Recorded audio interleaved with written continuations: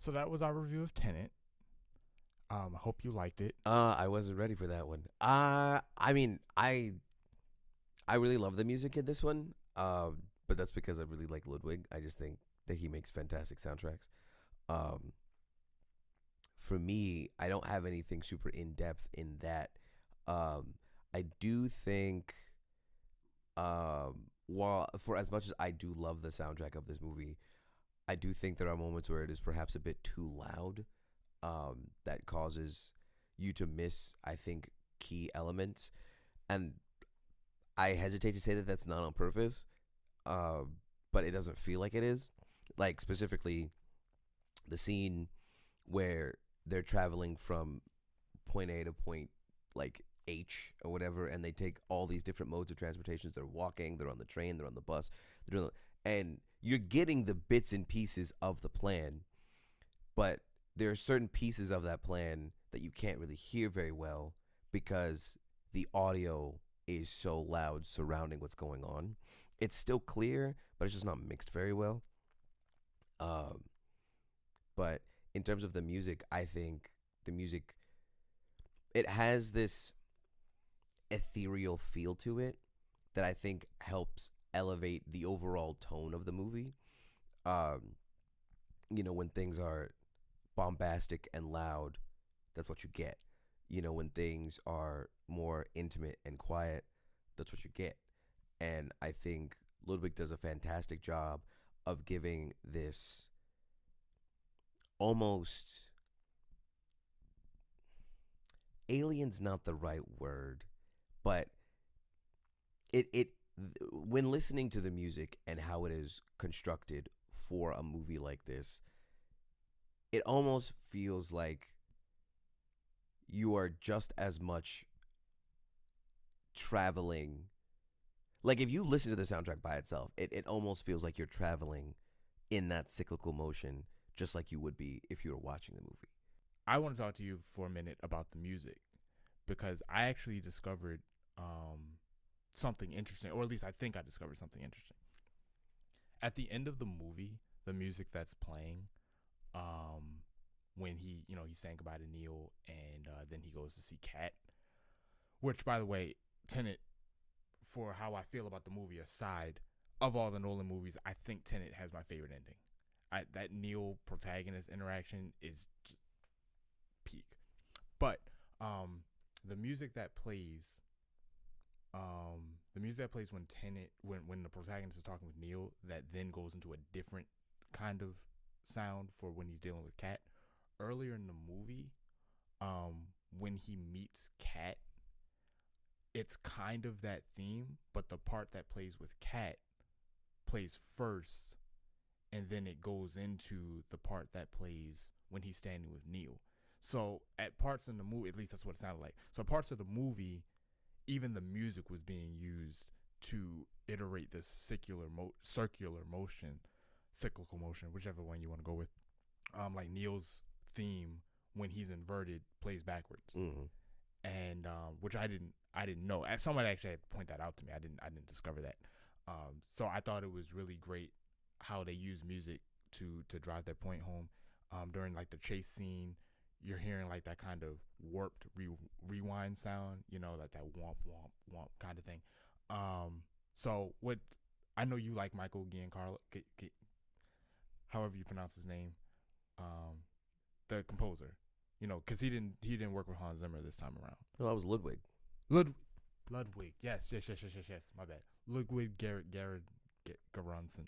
However you say Goranson. Göransson. Okay, Ludwig Göransson. I know you like him. That's what I meant. So how did you interact with the score of this movie? Ooh. I wasn't ready for that one. I mean, I really love the music in this one. But that's because I really like Ludwig. Skipping to the end, the conversation between the protagonist and Neil is, at that point, the protagonist knows Neil's about to walk off to his death. Powerful scene, and Neil, they never actually like say that to each other, but Neil is, he's like, I kind of get the vibe, I know what's about to happen to me. Um, and he is of the mindset that the world is, as he says, the mechanics of the world, meaning that this operates in a, I don't want to say a predetermined way, but like a machine, the pieces move how the pieces are supposed to move. And the protagonist is, which minor nip, I don't like that they named him the protagonist. I actually really don't like that. But the protagonist is like, well, what if we do things differently? And the movie never actually answers that question, which I think is great. Well, don't they?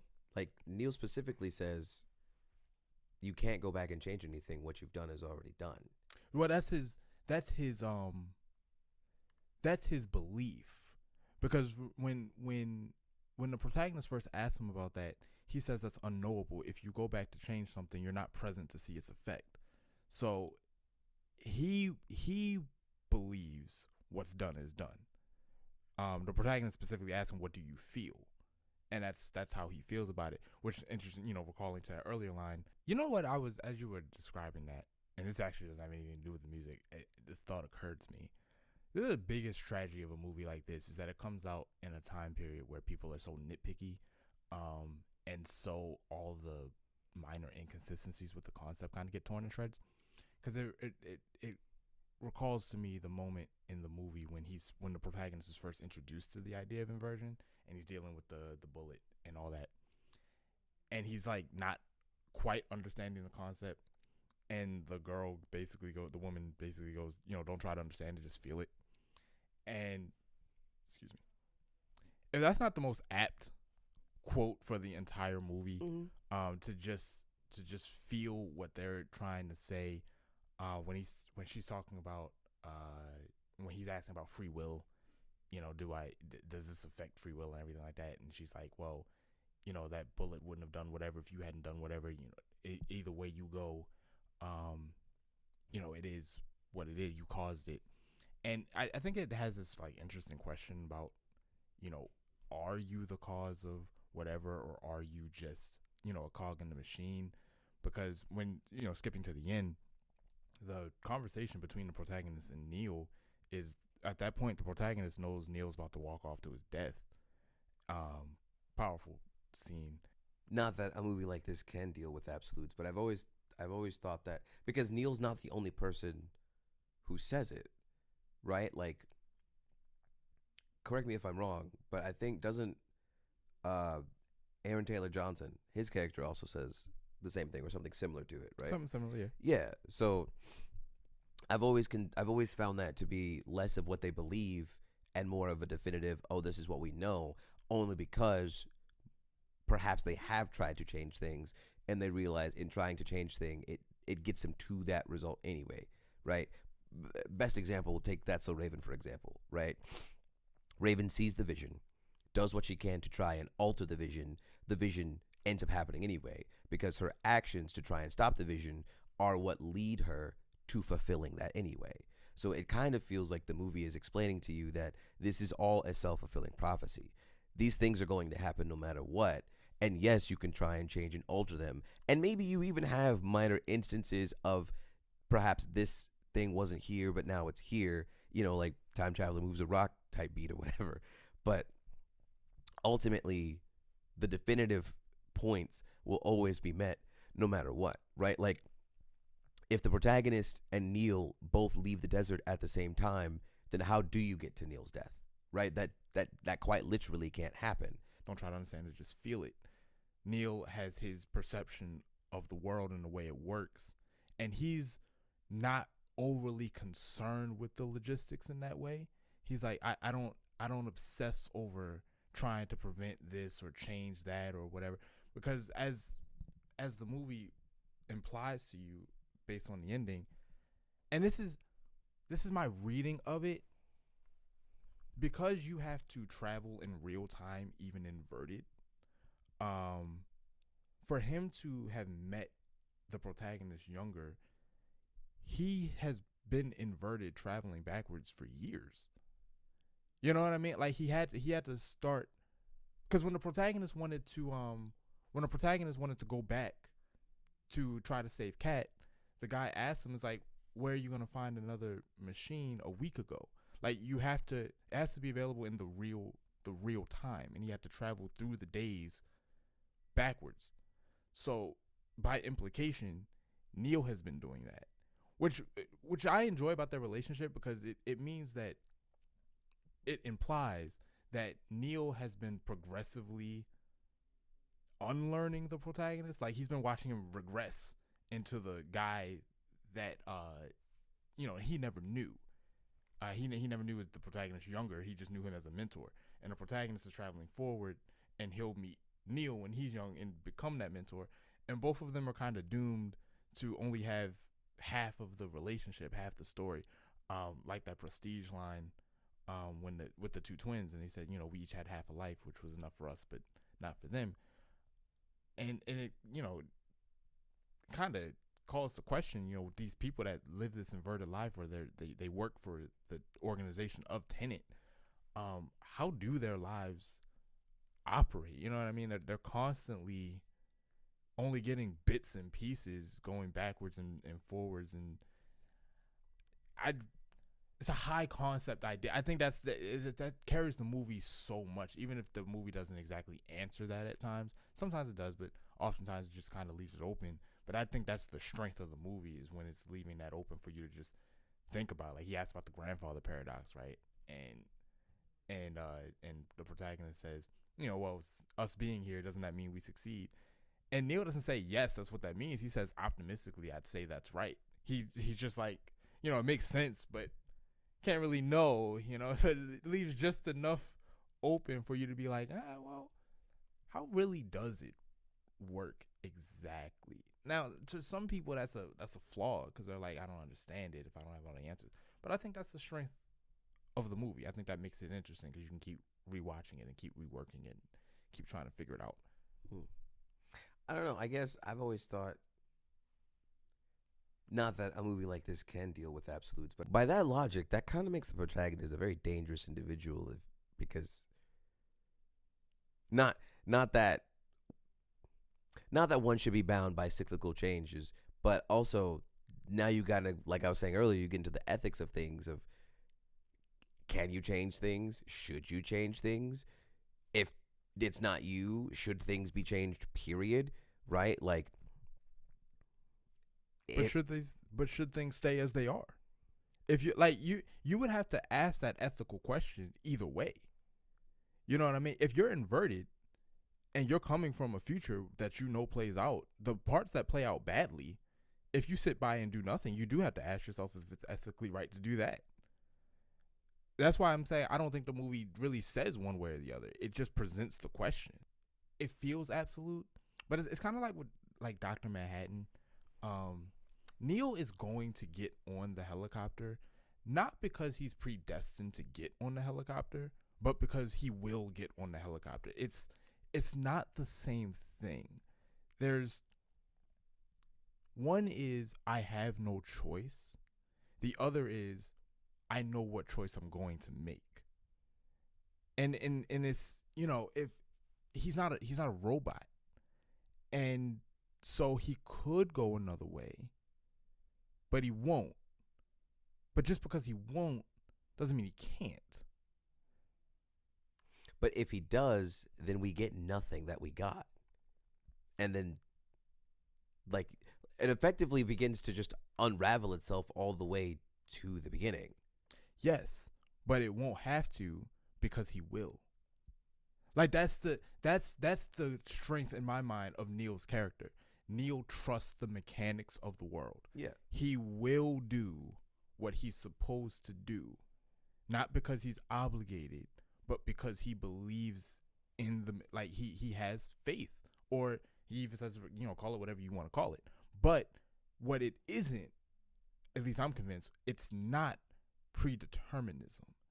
It's just, there are, you could ask me a hypothetical right now, something realistic that we could go out and test. And there are some things that you could ask me that you just know, you and I both know what I'll do, right? If we go watch Raw right now, right after this video, and tonight on Raw, Cody comes out and has a match, and it's against Finn Balor or something like that, because I don't really care for Finn Balor. I'm gonna want I like Finn Balor. Okay, yeah, I'm happy for you. You know, and I know that I'm gonna root for Cody Rhodes. Do I have to? No. Can I change my mind? Sure, but I won't. You know that, and I know that. Now, something might happen in the future that makes me change my mind in that particular circumstance. But Cody, Finn, tonight, I'm going Cody. Sure. I guess to me, the movie feels like. I mean, I don't know. To me, the movie has always felt like it's a deeper allegory for, like, fate. Because at the end, right, when Homegirl rolls up to the school and she's gonna take out Kat and Neil, I forget what's the kid's name? Max, thank you. When she's gonna go ice out Kat and Max, the protagonist rolls up and is like, yeah, I can't let you do that. And she's like, how'd you know I'd be here? She's like, because you're the one who sent me, which is a tie back to earlier when they were doing that whole thing when they were not in DC, but kind of in DC, wherever they were by the water. And it's like, I get the idea is to break free of predeterminism. Fate does not exist. Let's not be cogs in the machine. But I feel like in order to get that, you have to show that it exists so that way you can have someone who breaks through that. But I don't know that they're saying to break through it. I think that I don't think they're really making a statement about either one. I think you have two people who believe differently and look at the situation differently. Because the thing is, the protagonist reaches out to Kat and says, if you suspect yourself in danger, let me know, because he wants to be there to protect her. If he doesn't tell her that, he's not there to protect her, which means she's probably fated to die. Like she's coming after him, but he interferes in a way. He says he just like, call me, and I don't quite understand how the call, like the inverted call, worked. That he knew to be there when he was there, because we see the camera pans up, and she makes the call. Yeah, and he's in the car and he plays the recording, so he already had it. So that part has always confused me a little bit, but whatever, it's cool. So fine. So he feels like he can interfere and he can change things, and he tries to. And from his perspective, it works. He does save Kat from what is supposed to be her death. He doesn't save Neil, but he doesn't fail to save Neil, right? Neil walks away. And then he goes and actually takes action with Kat. Could it be that she does die and he inverts back to that so that way he could save her? It could be. That's the thing. Like, it could be that. The movie never gives us an answer for whether or not it can be changed. It just gives us two perspectives of two people who feel differently about it.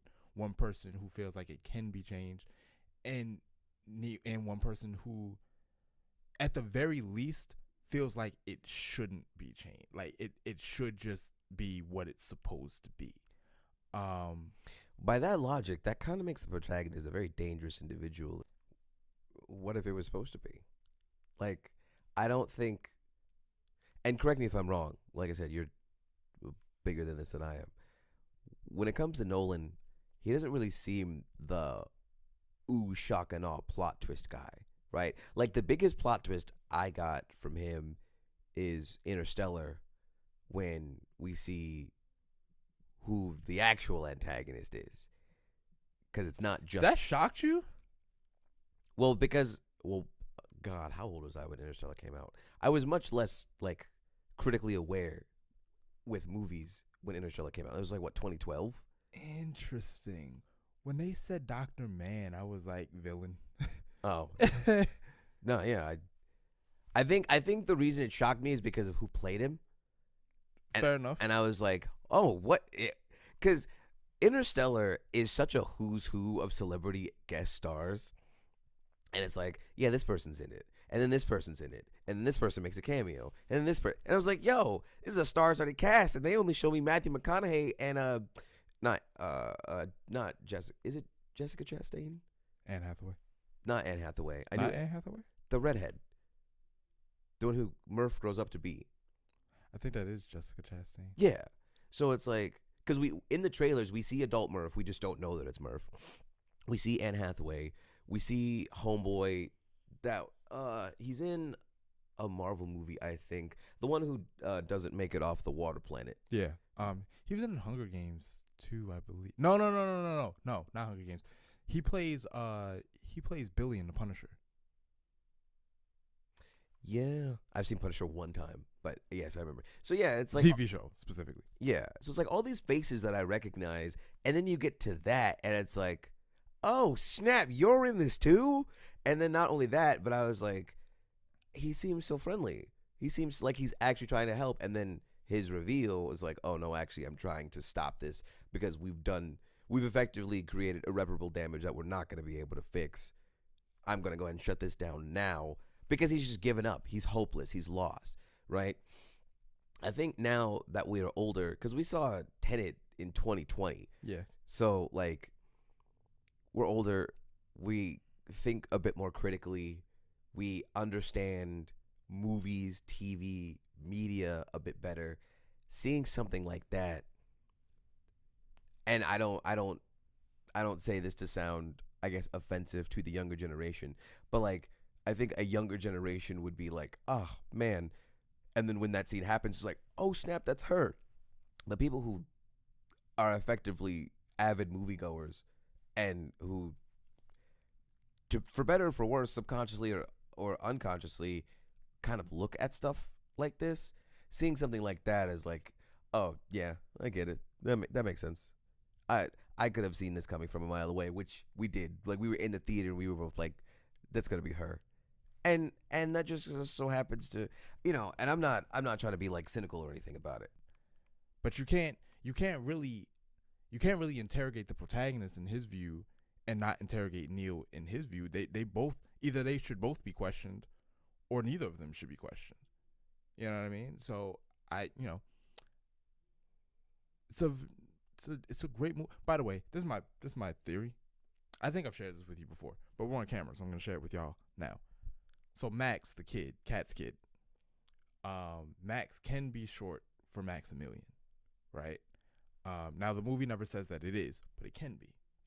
And if you spell Maximilian with an E instead of an A, or with an E instead of an I, which you can, what letter can you replace? No, it is an E instead of an A.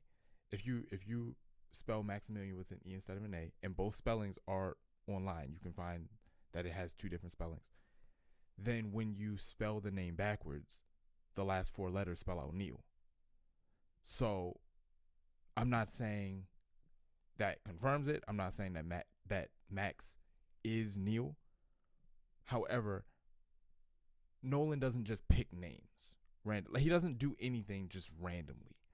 At least I don't get the impression that he does. And maybe we like looked at his, if we sat down with him and was like, what's your name, Max? Oh, well, I had a dog named Max when I was a kid, so I thought maybe possibly, but it does not appear that he does anything unintentionally. So in a movie where there's all sorts of backwards, forwards, when you talk about the opera siege, when the protagonist is talking with Kat, they're talking about a guy named Arepo, which is opera spelled backwards. Yes. This is all up and down the movie. So it's worth considering. Now, I have one major issue with Tenet that bothers me. Not that it didn't make sense. It broke my heart a little bit, because when Kat tells the story earlier in the movie about how she saw a woman dive off the yacht and whatever, and she was like, I was jealous of her freedom. I was like, that's Kat, isn't it? Immediately, I was like, that's Kat. It hurt me that it was that telegraphed. I want, like, there was a time where I wouldn't have put that together. He would have got that by me. He would have done something to sneak that past me. But that one just felt painfully obvious. What if it was supposed to be? That actually kind of uh piggies or not piggies. That kind of like segues into something that I wanted to talk about, at least an issue that I have with the film. Real quick, I just wanted to say this 'cause I was thinking about it. For people who do look up like behind the scenes effects and stuff like these, especially for these movies, please don't put that in the comments because we do read the comments, and I like the, I suppose, ignorance of not knowing how this movie functions. Um, the biggest issue that I have with the movie, ironically, is the final battle. Not because I think it's bad. I think it's great. I have no idea what's going on. Yeah, it's very much a mission. Yeah. we have a job to do. I think because when we went to go see it, I don't think she was there. So I think is when we were showing this to Alex at the spot. I remember specifically asking, and I think I asked you this, and I don't remember what you said, but I was like, so now we're here. Who are we fighting? Because The bad guys. yeah, but who are they? They're the bad guys. Right. But like, where do they come from? Don't try to understand it. Just feel it. No, and I feel you, but like, I don't, cause like, and that's the thing is like, they go through everything. They ended up saving Kat, and now we're in the desert, cause I guess, and he's like, Aaron Taylor Johnson's character's like, all right, cool, we're gonna run a pincer movement. A team, you guys are going in reverse. B team, you guys are going forward. We're going to meet in the middle, hand off the package, get this thing out of here, make sure that we stop this so that way the world doesn't blow up. Which, crazy stakes in a movie like this. Yeah, I meant to say this. This is the most MacGuffin-y movie that Nolan had. Nolan's not very much a get the thing guy. And in this movie, it was very much get the thing. Right. For mission reasons. Right. Now, like, I understand what they're, like, I get the concept that Sater, his plan is to blow up the world. Right. Or end time or, like, something crazy big. I don't quite get how these components do that. You know, I just don't think that, I don't think I would have appreciated it any more or less whether or not I had known. And I guess I can't really say that because I kind of had that thought in my head anyway. But I think there are so many other things that happen in that film that, while perhaps are not plot twists, as it were, they are very shock and awe moments where it's like, oh, okay, got it. Like, for me, the plot twist of that movie is Neil, right? Like, having that guy die, and then when we see the little thing on his book bag, we don't recognize it until you get to the end of the movie and you see it's on Neil's backpack. To me, that's this is your plot twist. This is the thing you're not supposed to know. This is the thing you would never guess. Because you just see a bunch of no-name, random, masked people going in and out, and you see this guy who you're like, oh, well, he's part of the program. He saved my life. Cool, thanks. And then it's like, oh, no, this is the guy that we have spent the last 2.5 hours with. Which is hilarious because when you watch the movie the second time, when Neil meets him, he orders his drink for him. And he's like, oh, yeah, you never drink on the job. And he's like, oh, you've been well informed. It's like, no, he hasn't been well informed. He knows you. Yeah. He knows you very well. And so, and perhaps there's somebody out there who's like, I saw that coming a mile away. I didn't. Yeah. I didn't pick up on that at all. I also wasn't looking for it. I don't try to piece these things together all the time. I let Nolan take me on the ride. Sure. If anything, I just credit this movie with how ambitious it is. Everything from like the fight scenes, the way, like even like conceptually trying to carry that out. A fight scene where one person is fighting in reverse. Dude, when we saw that in the trailers, I was like, we have to see this movie. Yeah, absolutely. I can't imagine the night, because I haven't watched any behind the scenes. I can't imagine the logistical nightmare of trying to put that together. Like, forget filming it, just choreographing, imagining the moves, just that part alone. And then there are quieter moments that reveal themselves when you watch it on multiple viewings, like when the protagonist sits down and talks to Michael Caine's character, and Michael Caine describes the climax of the movie. Mm-hmm. So yeah, there was this explosion over and wherever he said it was, and blah blah blah. It's like, oh yeah, because they're gonna go back and they're gonna cause that explosion. And there are times where they're kind of like, what's the mission? The mission is mission. And there's certainly some vague stuff. We got to do a thing. So what's the thing? Need to know you don't.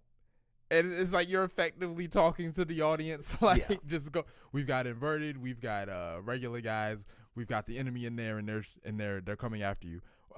What are they doing? They're doing the mission. They're doing things. They work for the like we know the antagonist's goal. Mm-hmm. But like there are things that, like, why are they blowing up the building? Because it looks cool. I'm sure there's a mission reason in there. That actually kind of piggies, or not piggies, that kind of like segues into something that I wanted to talk about, at least an issue that I have with the film. Where's the Avengers? Yeah, facts. He's just like, if I get the 3 pieces, I summon Exodia. This is a cosmic threat.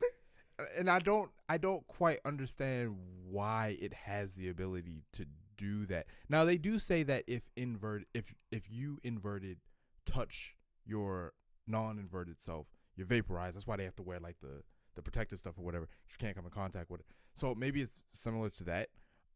But Nolan was definitely like, the concept is more interesting than like why. It's more like we're here for the concept, less than the the thing. So when as I was watching the movie the last time, he's like, yeah, I got it. He needs to get his pieces on the other 8 pieces of the form. I was like, why?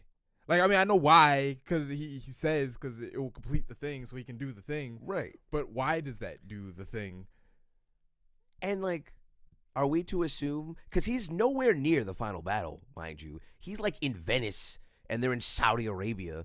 I'm just like, so he's not there. Is this his private army? I think that's what you're made to assume, because he says that, like, we know that he's talking to himself from the future. Yeah. Like he's brokering between him and the future.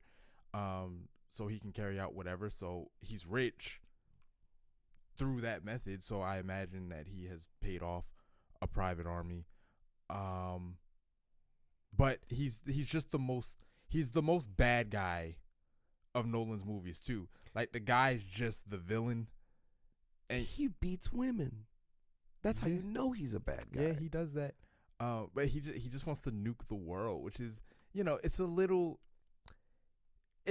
beneath. And I know it makes me sound like a Nolan Glazer, but it's a little beneath what I would expect from him, for the bad guy to just want to destroy everything because villains got a villain, I guess. But again, it's cool. So even the Joker had more nuance than that. Yeah, facts. But the movie is cool. I hated that Kat like killed him, because they told her not to. Yeah, and she was just like, "Well, I had faith that you would get it done." What if I didn't? Like, yeah, like the world was at stake, and you just there's no amount of reversing time that stops the epicenter of the Earth from imploding. That's what I'm saying, bro. Like, and I get that, like, after what he did to her, you have to have the character get their vengeance, I guess. But then at that point, don't write it into your plot that it's imperative that Sator not die. You know what I mean? Like, you kind of wrote yourself into a corner. Yeah. You didn't really have to do that. It was like, okay, we'll give you the signal that it's all clear and you can blow him away. How about that? Like, yeah. It's like not that this is an exact 1-to-1. It's like in an anime or a TV show where they're like, hey, this character is immortal. Now go beat him. And it's like, okay, but he's immortal. How? Figure it out. Sure, I guess. Hey, this guy can't die. Why? Because if he does, repercussions. Don't kill him. But he killed my dog. I have to get vengeance. Or, hear me out, let the plot happen. No, don't worry, big dog. I'll take care of it. You know what I find interesting? Ives at the end, when they're like, nobody who sees this can leave the field. He lets them all walk away with the thing. He says, go hide it and kill yourself. And if you don't, I'll come kill you. Because they were, excuse me, Sato was trying to get that thing buried Mm-hmm. so that he would be able to retrieve it in the future. So it's not there because they didn't let it get buried, but it's still out in the world. Like, wouldn't future him, when he tries to, well, I guess there is no future him because he died. When? He got shot. Cat killed him. Oh, Ives? No, Sater. Oh, okay. But wouldn't one of his soldiers make it their business to like go find, like, they're still out in the world. How do we manage the fact that I'm sure they're looking for it? Well, at that point, it doesn't really matter because the guy who would have had the thing is dead now. So why do we? That's kind of the crux of that. It's like, what? Like, if you're paying my paycheck, I just go find another job. Oh, well, fair enough. And also, if he's dead now, does it matter if it gets buried?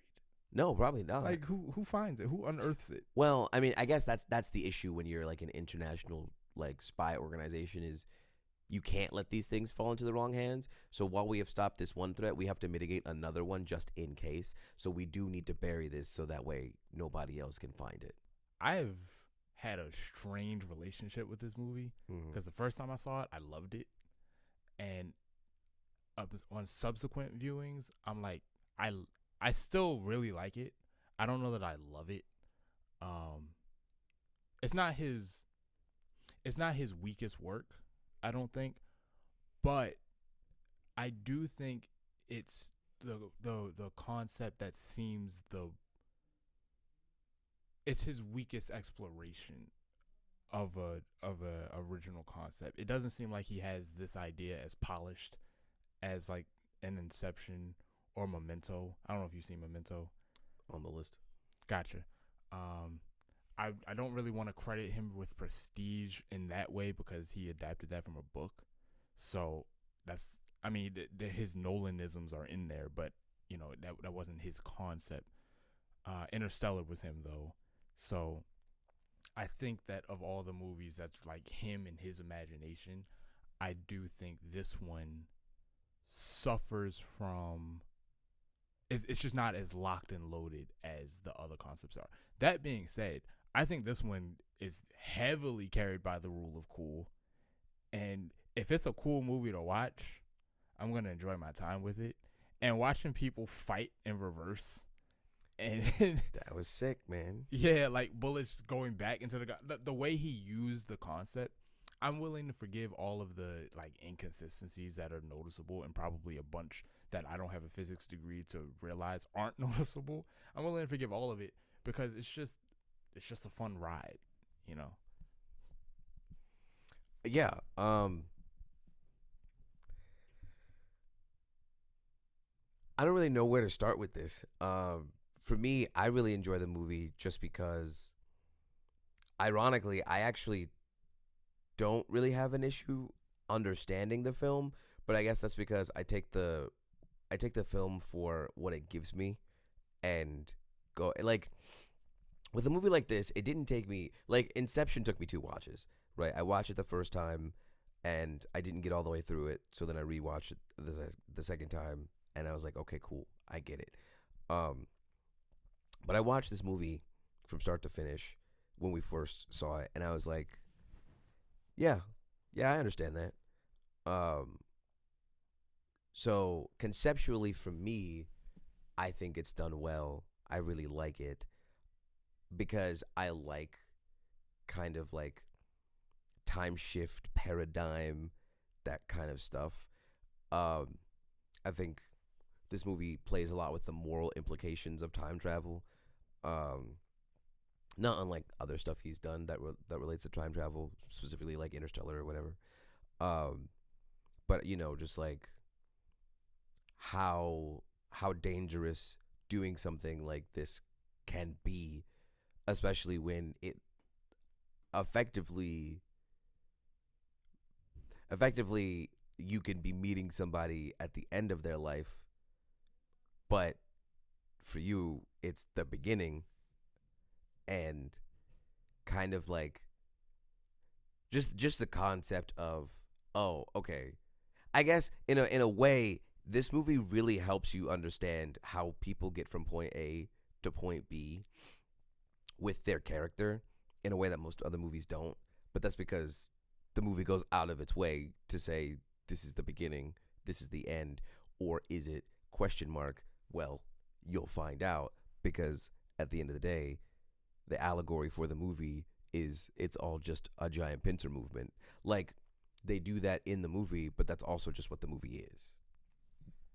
You know, in contrast to you, I felt like I understood Inception perfectly the first time, and I feel like every time I watch Tenet, I feel like I understand it less. And I don't mean that like it makes less sense to me. I think that like I'll sit there and I'm watching it and I'm like, I didn't understand this movie as well as I thought I did, and I'll see something new, and it elevates the experience for me, which is why I say I have a complicated relationship with the movie, because I did love it and I don't quite love it anymore.